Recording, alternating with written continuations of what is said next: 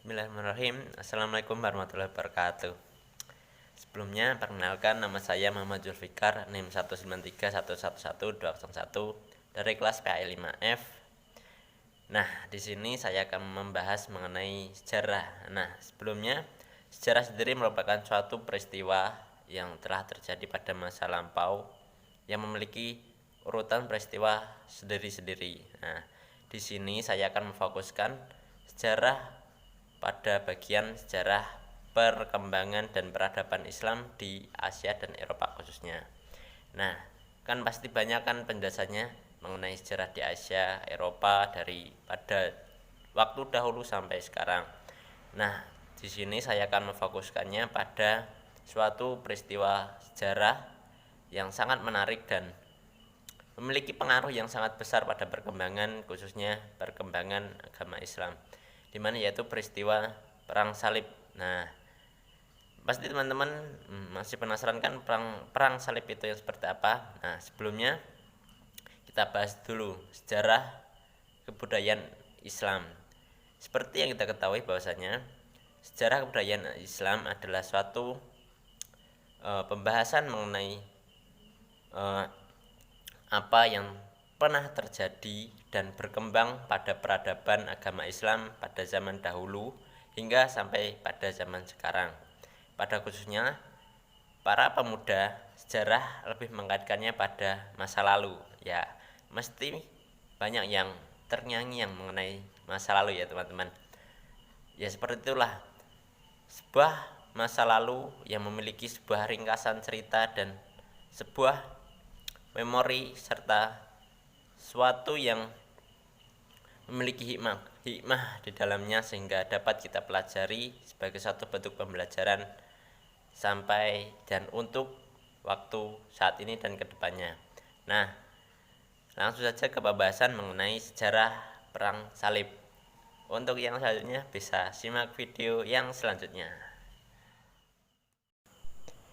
Nah, langsung saja ya teman-teman mengenai penjelasan mengenai Perang Salib itu sendiri, di mana Perang Salib itu sendiri merupakan peperangan yang dilakukan oleh 3 buah golongan untuk memperebutkan satu buah lokasi, di mana 3 golongan tersebut yaitu yang meliputi Islam, Kristen, dan Yahudi, di mana ketiga golongan tersebut berperang untuk merebutkan kota Palestina, di mana kota Palestina sendiri merupakan salah satu kota penting bagi ketiga agama tersebut, di mana diyakini bahwasanya kota Palestina tersebut merupakan sumber dari ajaran-ajaran agama mereka, di mana dari mulai turunnya Nabi dan lain sebagainya. Selain itu, di kota Palestina juga terdapat satu buah tempat ibadah yang menjadi perebutan 3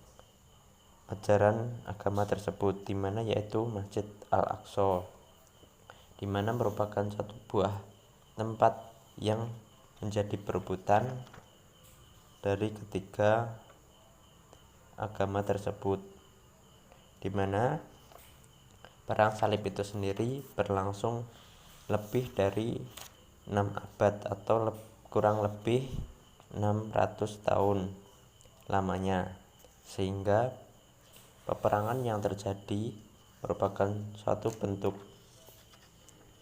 perang yang berangsur-angsur, baik dari suatu kepemimpinan dengan kepemimpinan yang lain, dari satu abad ke abad yang lain dan satu periode ke periode yang lain, di mana dalam Perang Salib sendiri, selain tujuan utamanya adalah memperebutkan Al-Aqsa dan kota Palestina pada umumnya, di mana peperangan yang terjadi dibagi menjadi 2, yaitu 2 kubu, di mana Islam dan kubu Kristen dan Yahudi, di mana Kristen dan Yahudi ini mereka sama-sama menyerang agama Islam, di mana mereka berdua membentuk suatu kolonialisme.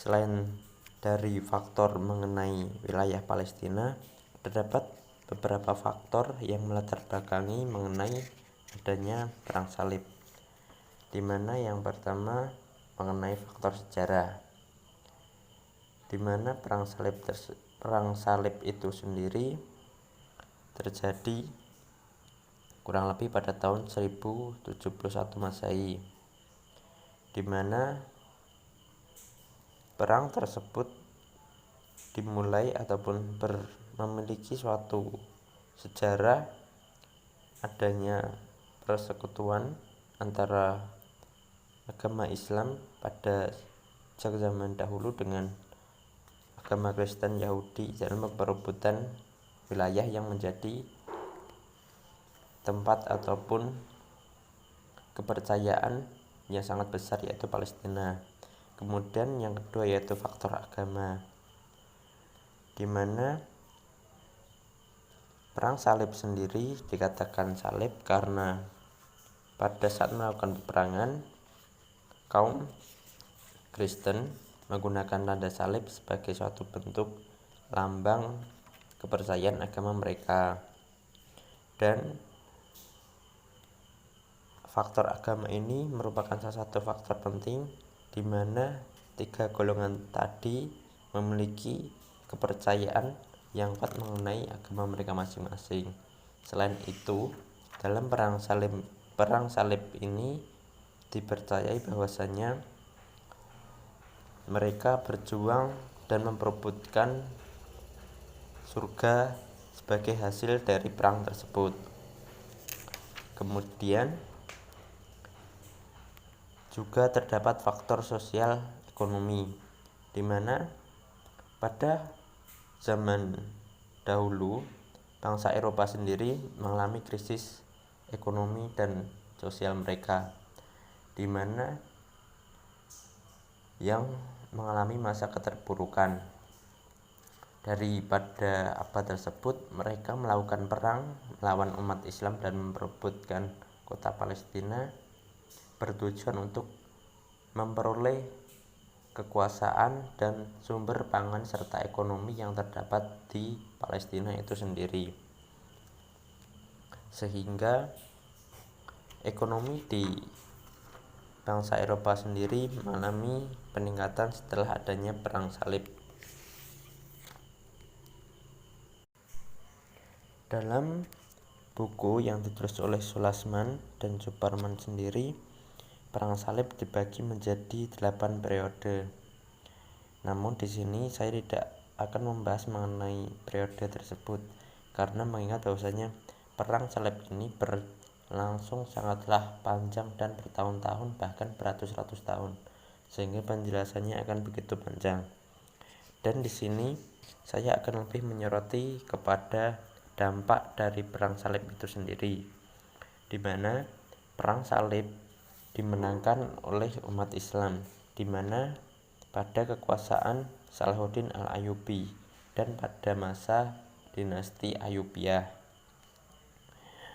Meskipun mengalami kemenangan, umat Islam sendiri secara tidak langsung mengalami banyak sekali kerugian, karena perang salib ini memiliki dampak yang sangat besar dan memiliki efek yang positif terutama bagi bangsa Eropa, di mana bangsa Eropa mengalami masa perkembangan atau sering disebut dengan masa Renaissance pada bangsa Eropa, di mana perang salib yang terjadi begitu lama menyebabkan bangsa Eropa yang awalnya tertinggal dengan bangsa Timur, khususnya umat Islam, mengalami perkembangan yang sangat pesat, di mana mereka mengambil suatu hasanah keilmuan dan lain seperti halnya ilmu-ilmu dan sumber pengetahuan dari bangsa Timur sendiri, sehingga mereka mengalami suatu bentuk perkembangan yang pesat, baik dari segi ekonomi dan segi politik serta sosial mereka. Dan di sisi lain, agama Islam sendiri mengalami masa penurunan, ataupun mungkin bisa disebut sebagai suatu keterbalikan dari masa kejayaan menuju masa keruntuhan, di mana agama Islam sendiri meskipun secara umum memenangkan perang salib, namun peradaban yang ada dalam agama Islam memiliki kehancuran, masa-masa yang sangat krisis, khususnya pada bidang ilmu pengetahuan, di mana banyak sekali ilmu pengetahuan dan buku-buku yang diciptakan oleh para ulama Islam yang dipelajari oleh bangsa Eropa, dan setelah itu bangsa Eropa menghancurkan dan memusnahkan buku-buku itu, di mana salah satunya pada masa dinasti Ayyubiyah dan Abbasiyah terdapat suatu perpustakaan yang besar dan terjadi peperangan yang menyebabkan perpustakaan tersebut dibakar dan dihancurkan oleh tentara salib, di mana hingga menyebabkan Sungai Nil yang ada di Mesir menjadi suatu lautan abu yang menandakan bahwasanya buku-buku di sana telah dibakar oleh tentara salib. Dan dari sini saya dapat menyimpulkan bahwasanya mengapa perang salib menjadi pengaruh yang besar terhadap bangsa Eropa, karena lamanya perang tersebut yang berangsur-angsur, sehingga mereka bangsa Eropa sendiri mengambil banyak keuntungan.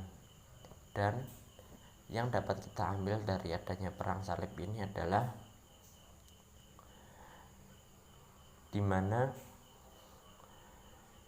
kaum Islam pada masa itu mengalami kemunduran, khususnya pada bidang keilmuan, di mana menjadi salah satu sumber pengetahuan dan perkembangan peradaban dunia pada saat itu. Dan untuk pada masa sekarang mungkin hal tersebut akan menjadi suatu cerita dan hanyalah sejarah. Kita sebagai pemuda dan calon penerus agama Islam hendaklah berpikir lebih kritis mengenai hal ini. Suatu peradaban pasti akan mengalami kehancuran, begitu pula dengan peradaban di Eropa pada saat ini. Oleh karena itu, marilah kita gunakan masa-masa ini sebagai masa untuk kita terus menuntut ilmu dan mencari pengetahuan agar hal yang buruk tidak terjadi untuk yang kedua kalinya, dan semoga pada masa ini Islam dapat berkembang dan berjaya. Nah, sudah dijelaskan kan teman-teman mengenai sejarah perang salib tersebut. Apakah masih pada kebingungan atau tidak? Saya harap semuanya sudah pada mengerti dan paham mengenai perang salib itu sendiri. Nah, di mana terdapat satu ciri umum ataupun pengaruh yang begitu signifikan terhadap ataupun akibat dari adanya perang salib itu sendiri, di mana ada 2 poin, di mana salah satunya bagi agama Islam sendiri perang salib itu merupakan suatu bentuk perang yang berarti, di mana perang tersebut memang sudah berjalan hampir beratus-ratus tahun dari suatu masa ke masa yang lain, kepemimpinan satu sampai kepemimpinan yang lain, sehingga pengaruh dan dampaknya begitu besar, di mana meskipun perang tersebut dimenangkan oleh umat Islam, namun dampak yang diakibatkan dari perang salib tersebut lebih memiliki dampak positif kepada bangsa Eropa, di mana dengan adanya perang salib yang berjalan hampir lebih dari 5 abad, bahkan 500 tahun berjalan, mungkin lebih, di mana bangsa Eropa banyak sekali mengambil informasi, mengambil pengetahuan, dan mereka mengambil tapi memusnahkan ilmu-ilmu dan pengetahuan yang ada di umat Islam, sehingga menjadi suatu titik balik bagi bangsa Eropa sendiri, sehingga mereka mengalami masa-masa kemajuan ataupun perubahan yang sangat besar, khususnya di Inggris sendiri. Seperti yang kita ketahui, adanya suatu revolusi industri dan banyak sekali yang terjadi di Eropa, dan di Islam sendiri mengalami banyak sekali kemunduran, sehingga setelah perang salib terjadi, agama Islam memiliki bahkan apa ya teman-teman, bisa disampaikan bahwasanya suatu bentuk kemunduran yang sangat besar, meskipun tidak berdampak dengan signifikan, tetapi kepada ekonomi dan dampaknya terhadap global dunia.